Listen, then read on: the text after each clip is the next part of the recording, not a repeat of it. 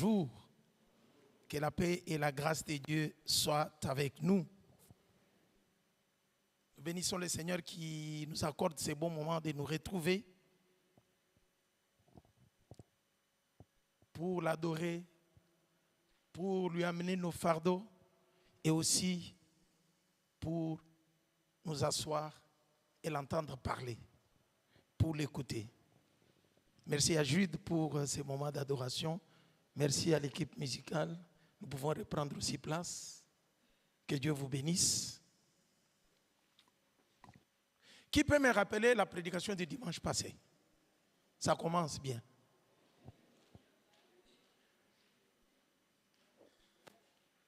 On ne veut pas ajouter sans d'abord vérifier si ce qui vous a été donné, vous avez eu le temps de digérer.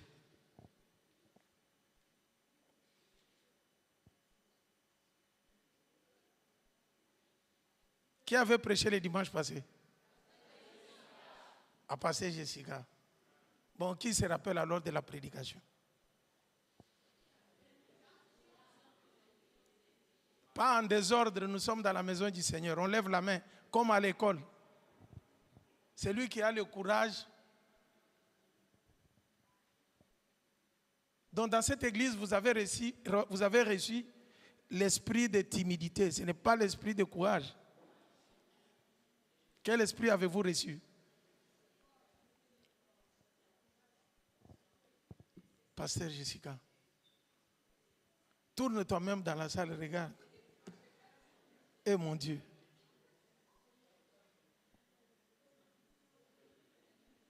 S'il vous plaît, ne me décevez pas.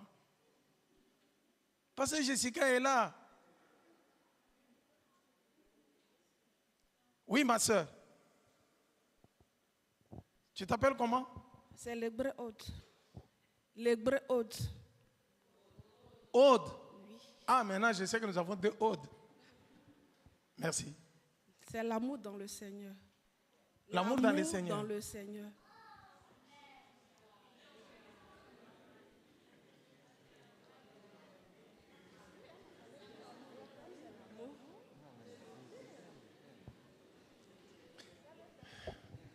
Oh là là. Vous êtes en train de voler mes minutes. Vous avez déjà pris 5 minutes. Juste pour répondre. Oui, mon frère. C'est Unité dans l'église menacée, tiré sur l'histoire de Évodie et la sœur Saint-Tige.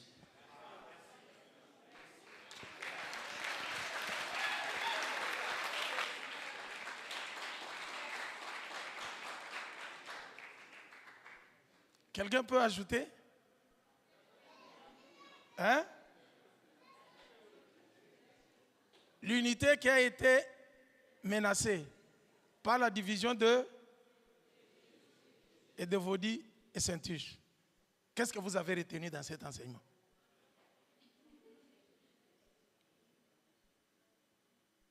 Qui a retenu une leçon? Quelqu'un peut partager avec nous la leçon qu'il a eue? Mon frère. Nous devons marcher de même pas. Pasteur, derrière.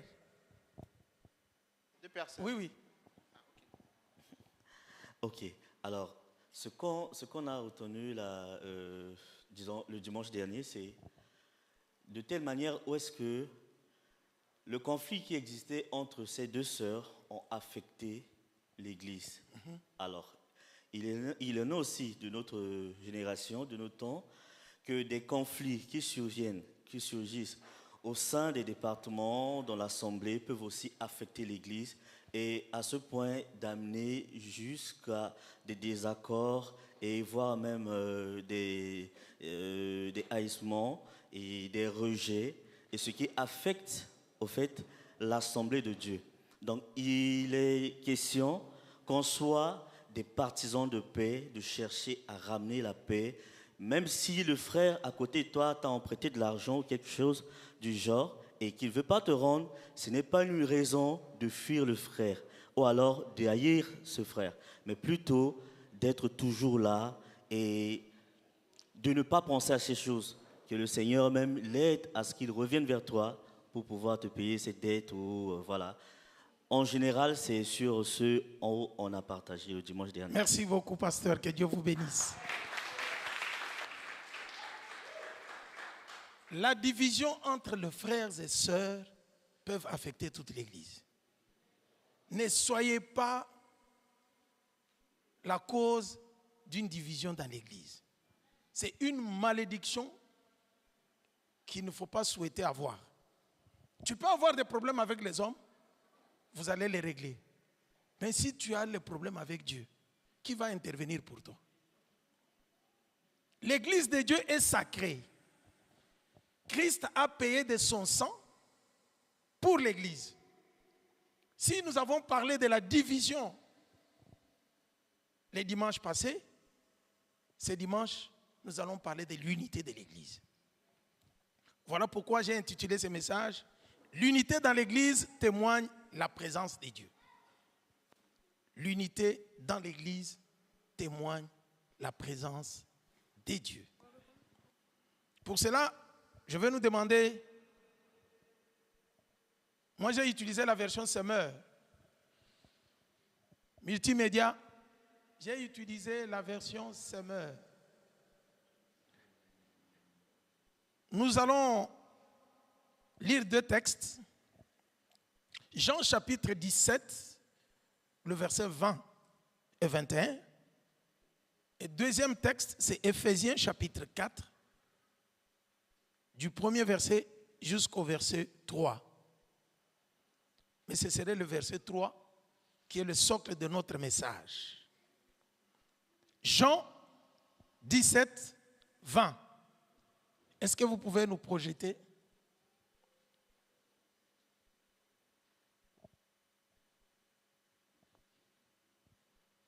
Est-ce que nous pouvons nous mettre debout, s'il vous plaît, pour faire la lecture ensemble?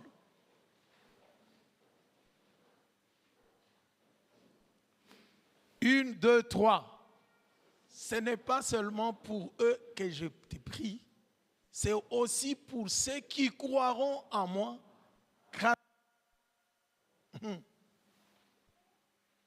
Je te demande qu'ils soient tous un, comme toi, Père, tu es en moi, et comme moi, je suis en toi. Qu'ils soient un en nous, pour que le monde croie que c'est toi qui m'as envoyé. Amen.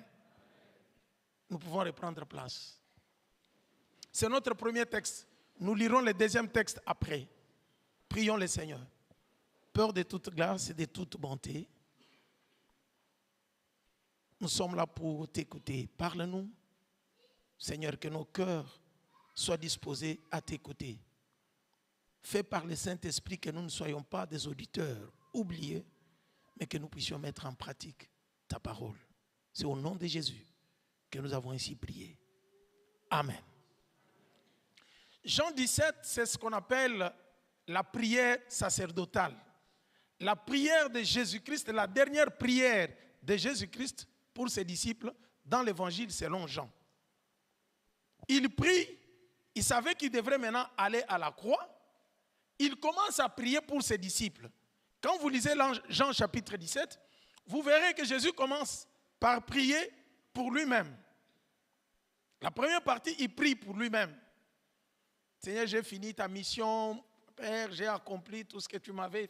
Il prie d'abord pour lui-même. Après, la deuxième partie, il vient prier pour ses disciples. Il commence à prier pour les disciples. La troisième partie, à partir du chapitre 20, il ne prie plus pour les disciples qui étaient là. C'est ce que nous venons de lire à partir du chapitre de verset 20. Il commence à prier maintenant pour tous ceux qui croiront à partir du message des apôtres. C'est-à-dire, il prie pour toi et pour moi. Jésus, avant de mourir, a prié pour toi et pour moi et pour l'église d'aujourd'hui. Jésus a prié pour l'église évangélique au Maroc avant même que cette église ne naisse. Il prie en disant, Père, je te demande qu'ils soient tous un. Là, il ne parle pas des disciples qui étaient là. Il parle de tous ceux qui croiront au message que les disciples vont donner. Toi et moi. Jésus prie qu'ils soient un, comme toi, Père, tu es en moi, et comme moi je suis en toi, qu'ils soient un en nous, pour que le monde croit que c'est toi qui m'as envoyé. Dans cette prière, Christ nous révèle le mystère, le secret de l'unité. Il dit, quand tous ces gens qui viendront, qui croiront au message, seront un, je prie qu'ils soient toujours unis. C'est ça ce qu'il veut dire. Je prie qu'ils restent unis parce que leur unité, l'unité entre nous en tant que membres de l'Église, reflète la présence de Dieu au milieu de nous. Jésus est en train de dire, quand ils seront unis, ils seront en moi comme moi je suis en toi et toi tu es en moi. Et eux aussi seront en nous. C'est-à-dire que quand l'Église est unie, quand le peuple de Dieu se retrouve ensemble, unis dans l'Église, c'est-à-dire qu'ils sont ensemble, ils sont en communion, non seulement avec le Seigneur Jésus, mais aussi avec Dieu. C'est pourquoi j'ai donné le titre de ce message, l'unité de l'Église témoigne la présence de Dieu.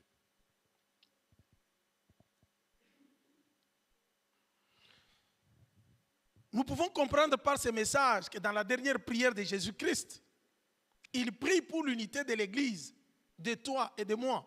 Il ne veut pas que nous soyons divisés. Il fait le sujet de l'unité son désir profond pour l'Église.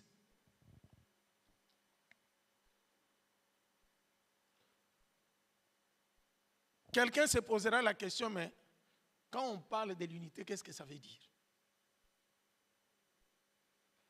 Permettez-moi de vous dire que l'unité est comme un état de ce qui forme un tout organique.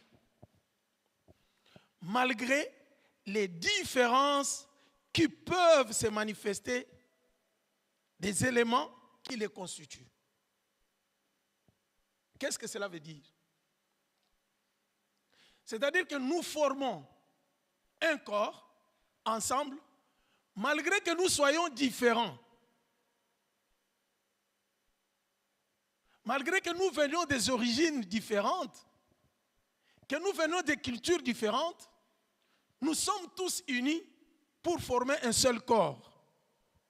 Hommes, femmes, jeunes, vieux, tout le monde ensemble, malgré cette différence, malgré cette diversité, mais nous restons tous unis ensemble.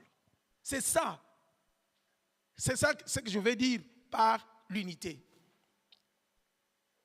L'unité est caractérisée par la concordance et la cohérence interne entre les éléments.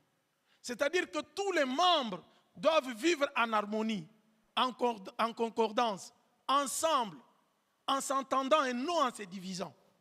C'est ce qui forme alors l'unité de l'Église. L'Église de Dieu est telle que nous sommes là. Nous venons de différentes parts. Nous avons des Ivoiriens au milieu de nous, des Congolais, nous avons des Burkinabés, nous avons les Tchadiens, nous avons les... Ajoutez encore, les Gabonais, les Centrafricains, les Angolais, les Béninois et les autres. Nous venons de cultures différentes, nous venons de langues différentes. Mais tous, nous sommes unis par les liens de sang de Jésus-Christ.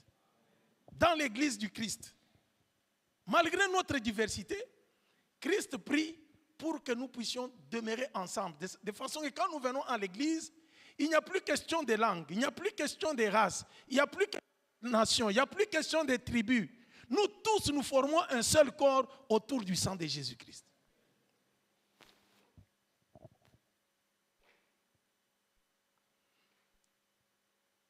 Pourquoi alors il faut que l'Église soit unie?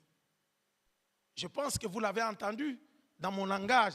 C'est parce que l'unité rend visible la présence de Dieu et démontre au monde que Christ vit en nous. Jésus dit, c'est quand ils seront unis que le monde va croire que tu m'as envoyé. Donc, notre unité va refléter la présence du Christ au milieu de nous. Jésus-Christ lui-même pouvait dire que tout royaume divisé contre lui-même ne peut pas subsister. Il n'aime pas la division. Il ne faut pas que le problème entre deux frères devienne maintenant un camp entre les Ivoiriens et les Camerounais, par exemple. Il ne faut pas que le problème entre deux sœurs devienne maintenant une histoire de toutes les commissions. Ça salit et ça détruit l'Église, ça affaiblit l'Église. Aujourd'hui, l'Église a perdu toute la puissance de la présence de Dieu à cause des divisions.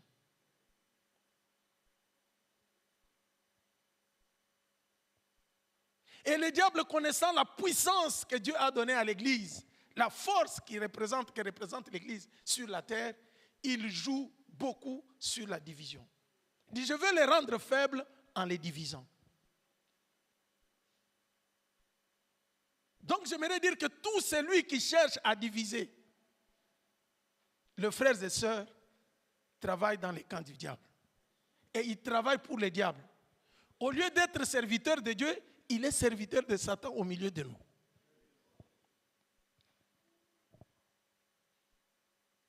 Un petit problème se passe, ça doit salir toute l'Église. Mais réglez vos problèmes entre vous deux. Pourquoi tu en fais un problème de communauté? Oh, nous les Ivoiriens, dans cette église-là, on ne nous aime pas. Un langage satanico-démoniaco-diabolique.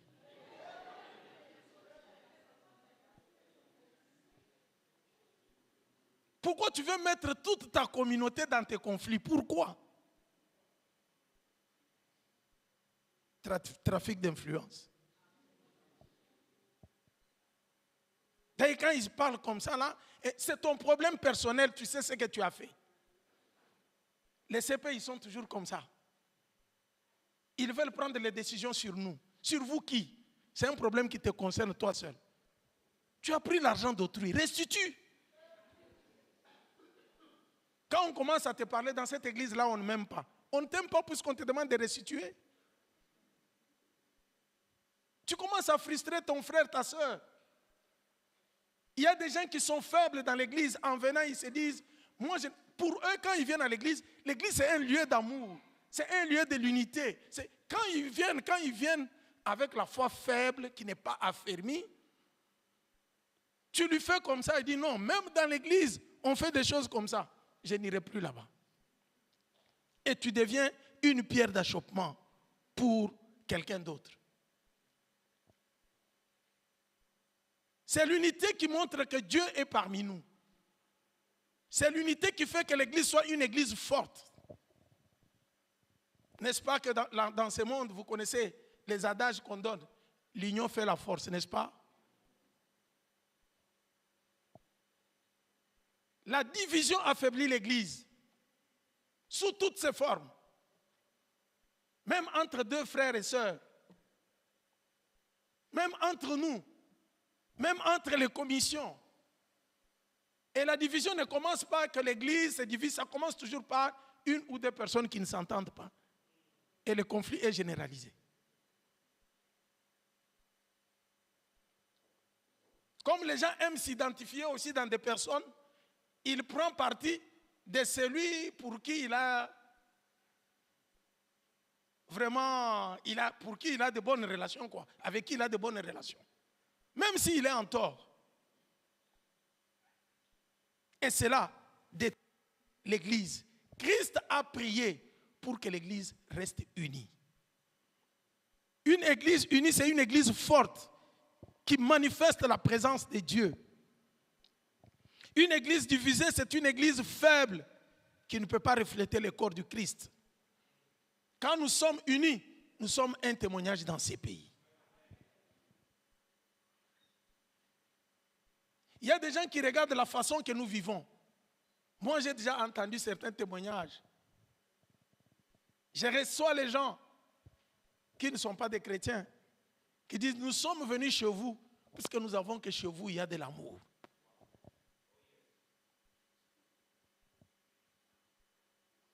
Il vient demander quelque chose à manger, il dit, je n'ai pas de transport, je n'ai pas à manger, mais je sais que si je viens chez vous, j'aurai à manger puisqu'il y a de l'amour. Dieu aime entendre des témoignages comme ça. L'unité, bien-aimée, n'est pas quelque chose qui vient de l'homme, des pensées humaines. L'homme a toujours de mauvaises pensées.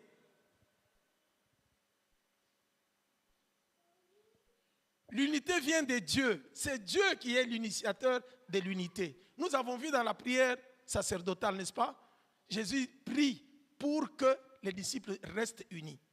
Comme lui et le Père sont unis, et l'Église aussi, les disciples devraient rester unis. Non seulement les disciples, même nous qui viendrons après, que nous soyons aussi unis.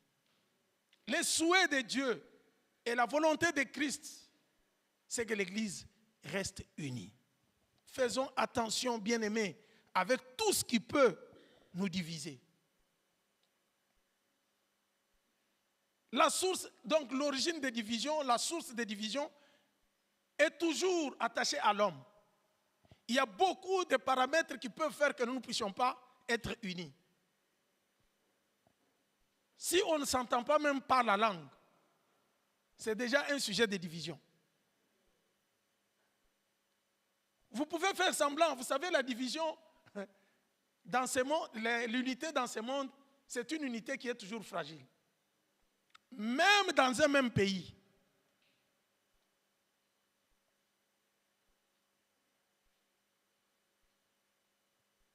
Si vous allez par exemple au Cameroun, dehors on vous dira, bon, quand vous voyez les Camerounais, oui, c'est la communauté camerounaise, ils s'entendent. Mais quand vous entrez au Cameroun, vous trouverez que les langues, les dialectes divisent certaines personnes. On va vous dire, nous sommes les Bamileke. Les autres, nous sommes les Bamoun. Les autres, Et vous trouverez qu'il y a des divisions dans ces tribus-là. Même dans le même pays. Aujourd'hui, regardez comment la division a affaibli l'Afrique. Regardez nos pays africains.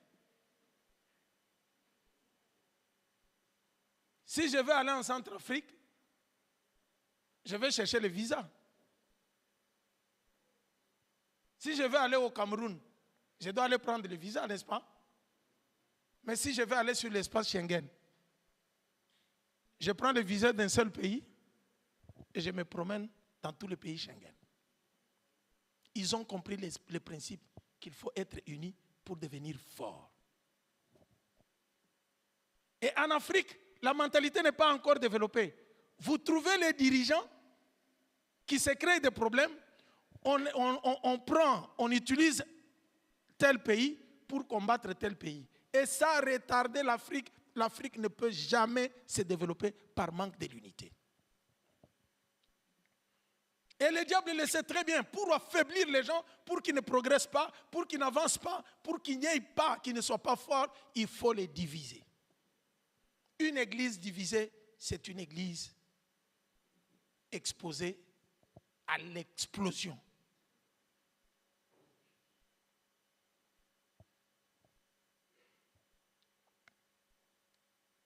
Comme l'unité vient de Dieu, il prie, Jésus prie pour que cela se fasse dans l'église. Et l'apôtre Paul vient parler maintenant, vient écrire, il était en prison, il écrit maintenant aux Éphésiens. C'est là où nous arrivons sur notre deuxième texte. Éphésiens chapitre 4, verset 3. Est-ce que multimédia, vous pouvez nous projeter cela? Il nous dit ceci, le verset nous dit ceci. Efforcez-vous de conserver l'unité que donne l'Esprit dans la paix qui vous lie les uns aux autres. Efforcez-vous de conserver l'unité que donne l'esprit. Qui donne l'unité? L'esprit. Dans la paix qui vous lie les uns et les autres. Pour que nous soyons liés les uns les autres, frères, il faut qu'il y ait la paix au milieu de nous. C'est le lien de paix qui solidifie l'amour, qui fait que l'amour soit au milieu de nous. S'il n'y a pas de paix, s'il y a des conflits, il n'y a pas d'amour. Vrai ou faux? L'apôtre Paul écrit, il dit, efforcez-vous de conserver l'unité que donne l'esprit. Dans l'église, il écrit à l'église d'Éphèse. Ce message nous concerne aussi aujourd'hui. Aujourd'hui, l'apôtre Paul nous parle à travers les Éphésiens. Il dit, efforcez-vous. C'est-à-dire que ce n'est pas facile. Ce n'est pas facile. L'unité de l'Église vient de l'Esprit Saint ou du Saint-Esprit. Puisqu'on nous dit ici, conserver l'unité que donne l'Esprit Saint. Et comment l'Esprit Saint donne cette unité dans l'Église? Bien aimé, à chaque fois que quelqu'un donne sa vie à Jésus-Christ, le Saint-Esprit le prend, il l'introduit directement dans le corps du Christ. Il devient membre du corps de Christ. Il devient lié au corps du Christ. Il entre dans la famille de Dieu. Et les membres de la même famille, ils ont le même lien de sang. Vrai ou faux?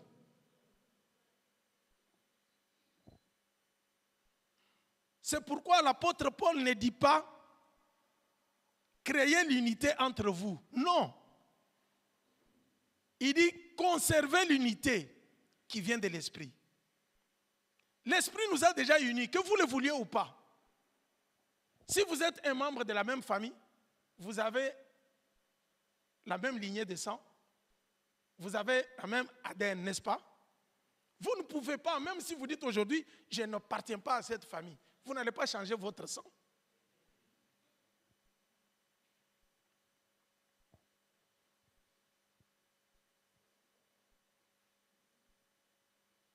Il y a un grand frère qui a dit à sa petite sœur, toi je te hais. Je ne t'aime plus. Et tu n'es pas ma petite sœur. Et la petite sœur a répondu, alors, prends l'acte de naissance, déchire. Même si tu déchires ça, tu restes toujours mon frère. Même si on se sépare. On est liés par le sang. On ne peut pas se séparer. Nous devons comprendre ces choses pour garder l'unité dans l'église. Le frère que tu détestes là, même si sa tête ne te plaît pas, c'est ton frère. Ce n'est pas toi qui l'as appelé, c'est toi qui l'as mis au monde. Qui choisit ses frères et sœurs? Qui a choisi sa famille? Même si tu nais dans la famille où il y a un voleur, c'est ton frère. Même s'il vole, il est ton frère, il reste ton frère. Quand il fait des bêtises, sachez que c'est la famille qui sera insultée. Vrai ou faux?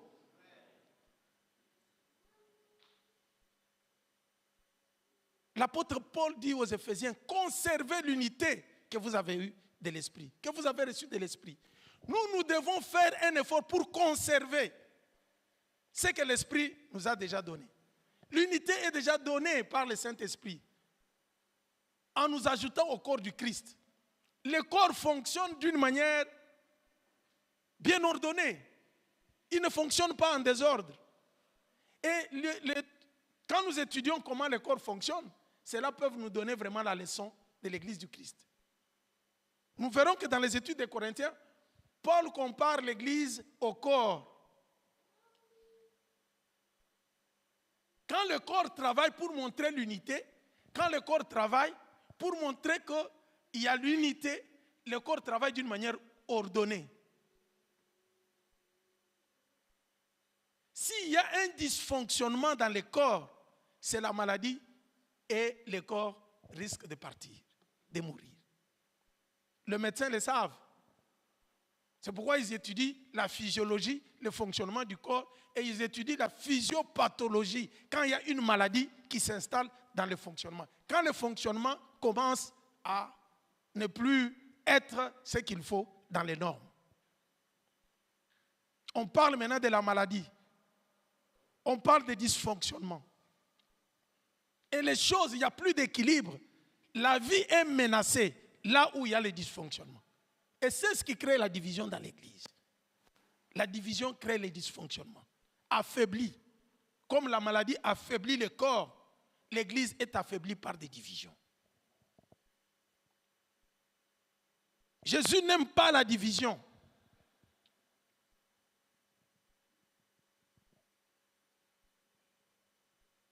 Notre devoir à nous, en tant qu'Église, est de conserver ou de préserver l'unité que le Saint-Esprit a déjà créée dans l'Église. Tout celui qui crée des divisions s'élève contre le Saint-Esprit. Comment peux-tu avoir l'audace de combattre contre le Saint-Esprit?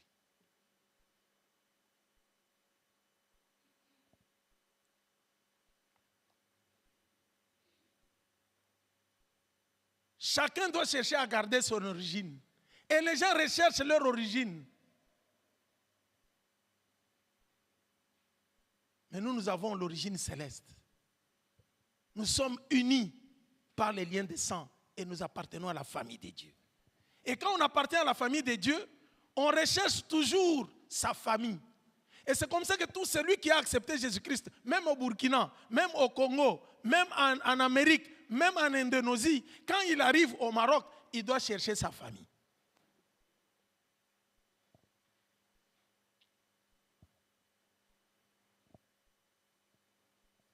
Aujourd'hui, il y a des théories bizarres. Des gens qui s'enferment dans la maison. Moi, je ne vais pas aller dans les églises. Les églises, ce sont des organisations sataniques. Tu es perdu. Tu es perdu. Moi, je fais partie du corps de Christ. Montre-nous le corps du Christ si on ne voit pas l'église sur la terre. Les assemblées représentent le corps du Christ, qui est invisible. Le corps du Christ est invisible. Les dons que le Seigneur t'a donnés, c'est pour servir où? Toi-même, tu es chantre chez toi. Toi-même, tu es modérateur. Toi-même, tu es pasteur.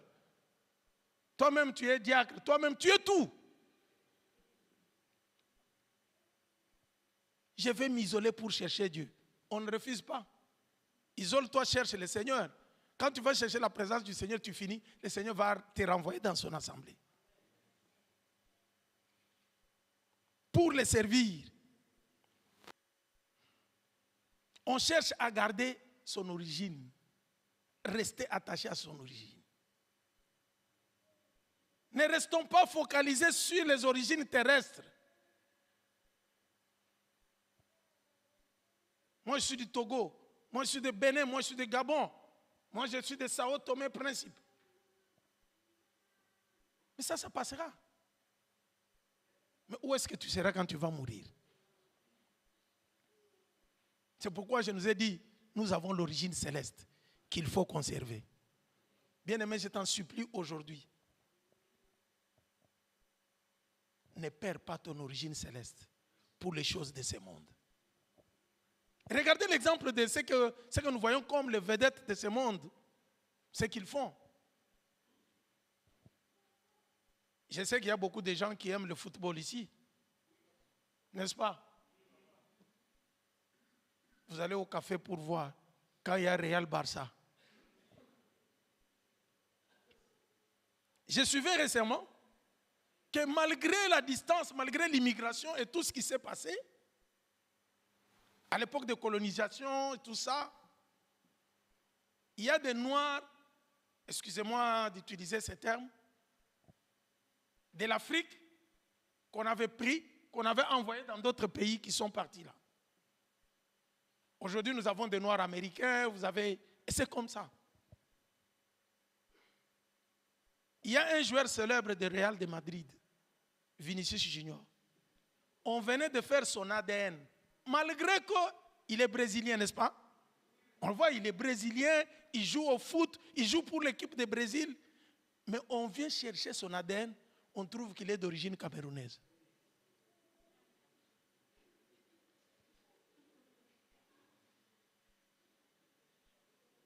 Et lui-même n'est pas né au Cameroun. Il ne connaît même pas l'histoire du Cameroun.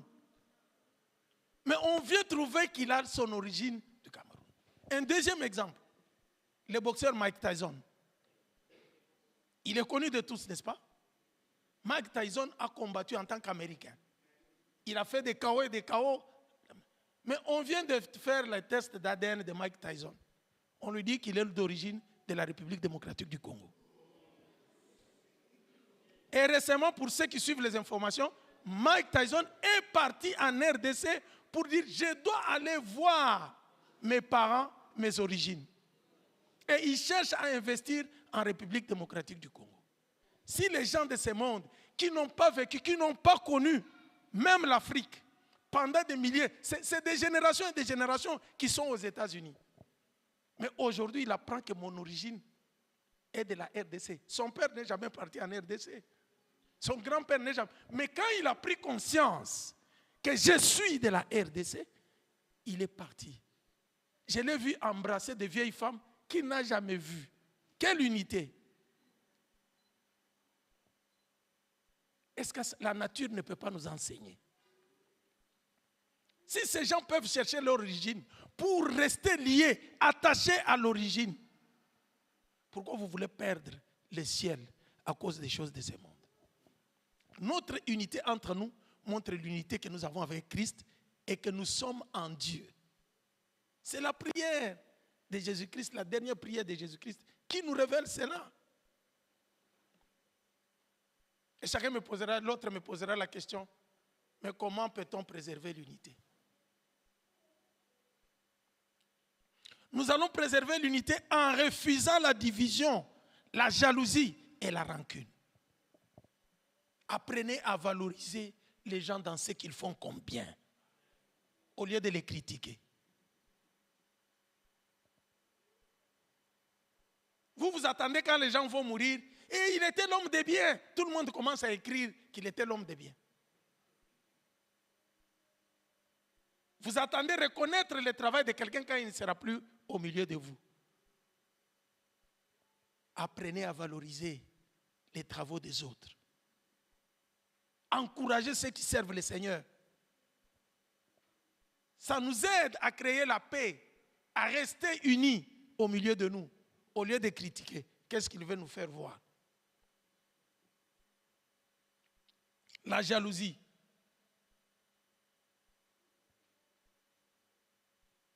Refusons cela, bien-aimés. C'est ça ce qui va nous permettre de conserver l'unité.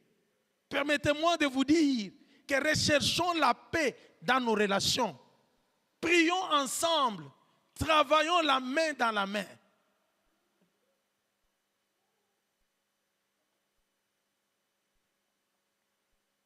L'unité se bâtit chaque jour par des gestes concrets d'amour et de respect.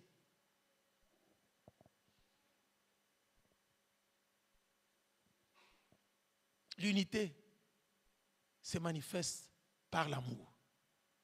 S'il n'y a pas l'amour, il ne peut pas y avoir l'unité.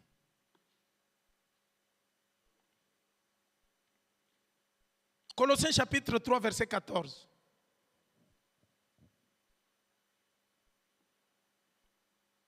Colossiens chapitre 3, verset 14.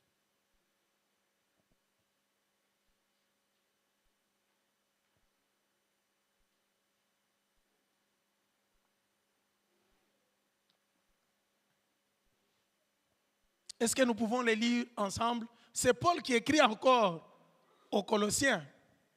Qu'est-ce qu'il donne comme recommandation? 1, 2, 3.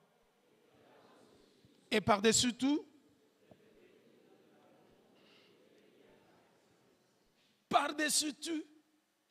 revêtez-vous de l'amour qui est le lien par excellence. Vous savez, quand on dit se revêtir, c'est comme quand nous avons les habits. C'est-à-dire que ce n'est pas à notre portée. nous devons prendre et puis revêtir. Revêtez-vous de l'amour, qui est le lien par excellence. Et vous savez que l'amour est parmi les armures. On connaît toujours les armures d'Éphésiens 6, n'est-ce pas? La vérité pour ceinture, hein? La foi, le bouclier de la foi, l'épée qui est... Mais en Colossiens, il y a une armure qui va créer l'unité dans l'Église, qu'il faut revêtir. C'est l'amour.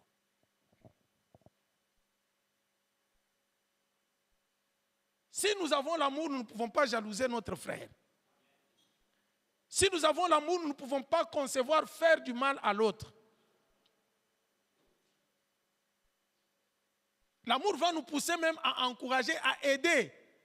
L'amour vrai dans l'Église consiste à travailler pour les autres et pas pour soi. Et regardez l'exemple du corps. La main travaille pour nourrir la bouche. La bouche marche pour envoyer dans l'estomac. L'estomac travaille pour renvoyer dans les tubes digestifs. Les tubes digestifs trient tout ce qu'il peut trier pour renvoyer dans le sang pour nourrir les cellules. Et l'organisme fonctionne normalement. Tout celui qui travaille pour lui-même a déjà échoué. C'est l'égoïsme. Pour conserver notre unité, apprenons à partir d'aujourd'hui de se mettre au service des autres. Tout ce que tu fais pour l'Église, fais-le très bien. Comment tu vas servir le Dieu que tu ne vois pas si tu ne sers pas les hommes?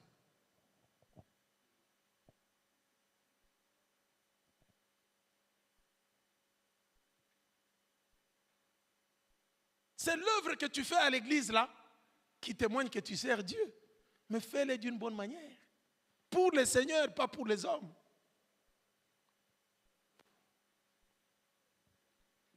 Il y a des gens qui ne supportent jamais des critiques. Il m'a critiqué, moi.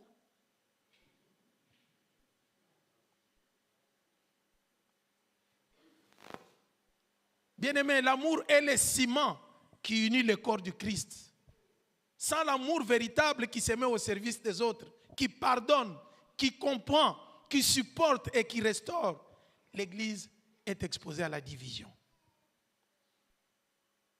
L'Église unie est une Église où chacun cherche le bien de l'autre.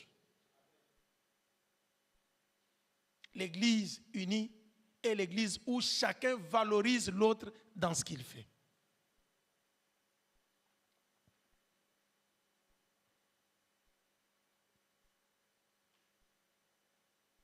Regardez l'exemple de l'Église, la première Église. Ils étaient unis de même cœur. Ils prenaient même leurs histoires, ils vendaient leurs histoires, ils mettaient ensemble pour les partager. Toi, tu as beaucoup de biens, l'autre n'en a pas beaucoup, mais tu vends ce que tu as, tu dis, tu mets au pied des apôtres, tu dis, partagez pour que chacun soit dans la joie, que nous vivons d'une manière égale. Quel amour! Et Dieu s'est manifesté.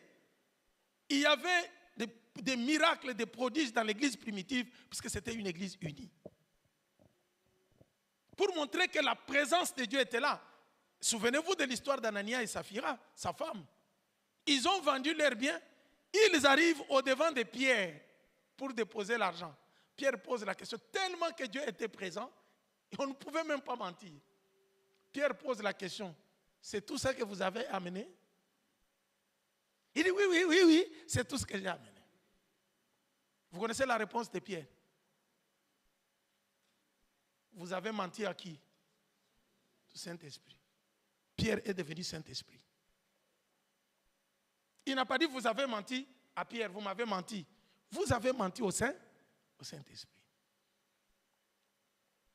La présence de Dieu était là. Tellement que l'unité était là. Quand tu parlais aux dirigeants, tu parlais à Dieu.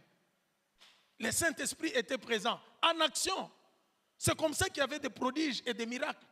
Et Dieu ajoutait chaque jour le membre qui croyait au Seigneur. Et il y avait la croissance numérique, la croissance spirituelle. puisqu'ils partageaient le pain, ils partageaient la parole, ils priaient ensemble et ils faisaient tout ensemble. Bien-aimés, l'unité de l'Église est une nécessité spirituelle qui rend l'Église forte, où la présence de Dieu se manifeste et attire beaucoup d'hommes au Seigneur. Servons Dieu par amour et marchons dans sa crainte et nous verrons la gloire de Dieu.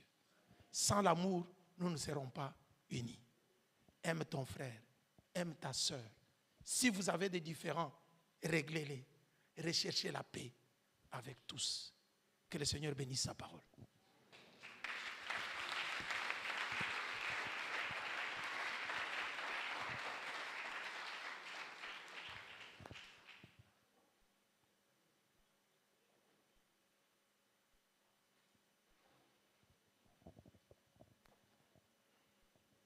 Toujours pour l'unité de l'Église, non seulement entre les frères et sœurs, mais aussi entre Dieu le Père, le Fils et le Saint-Esprit, comme nous l'avons vu.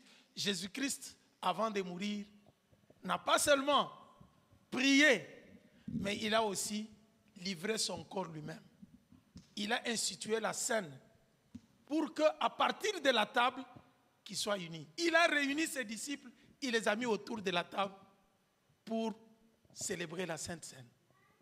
Pour sceller encore notre unité, non seulement entre nous, mais aussi entre l'Église et Christ, entre le Seigneur et Dieu parmi nous, nous allons être unis autour de la table du Seigneur pour ensemble partager le corps et le sang de Jésus.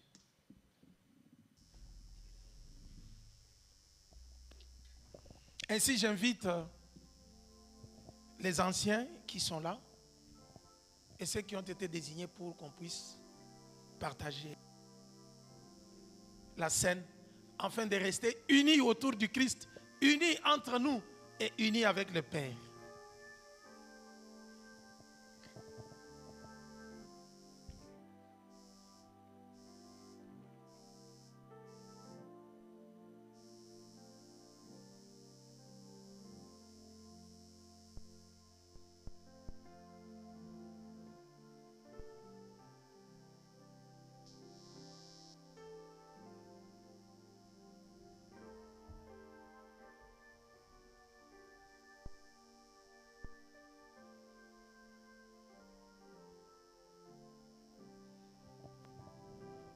J'ai improvisé. Nous allons faire ces petits cantiques avec la chorale ensemble.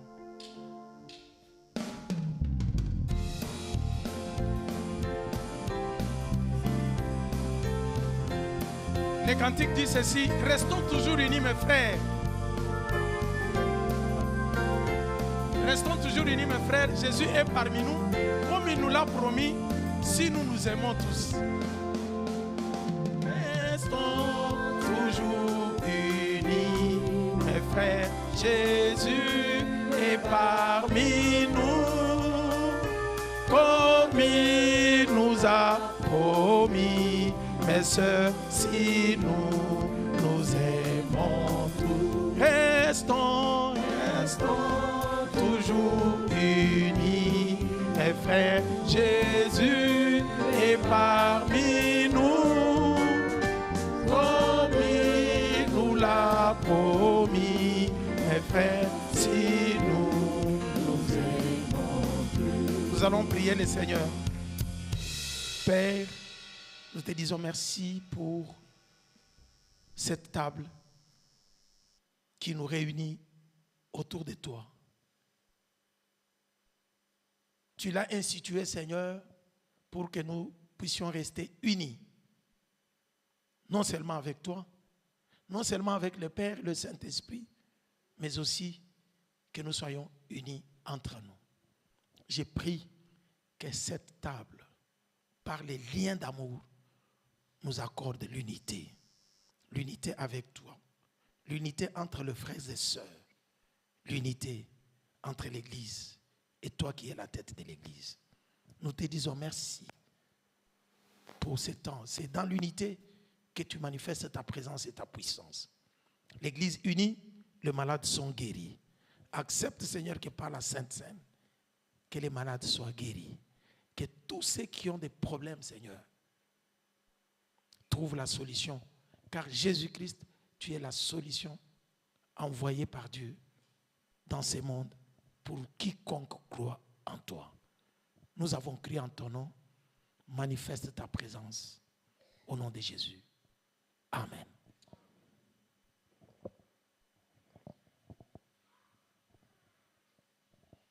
Dans la nuit où il fut livré, le Seigneur Jésus a pris du pain. Après avoir rendu grâce, il donna à ses disciples en disant, prenez, mangez, car ceci est mon corps, livré pour vous.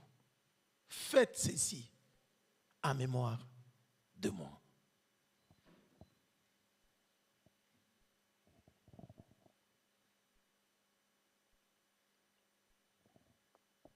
De même, après les repas, il prit la coupe de la bénédiction. Après avoir rendu grâce, il la leur donna en disant, buvez-en tous, car ceci est mon sang, le sang de la nouvelle alliance, versé pour le pardon des péchés de plusieurs. Faites ceci en mémoire de moi toutes les fois que vous en boirez. Bien-aimés, à chaque fois que nous nous réunissons à la table du Seigneur pour prendre son corps et boire son sang, nous confessons sa mort, sa résurrection et nous espérons qu'il va encore revenir.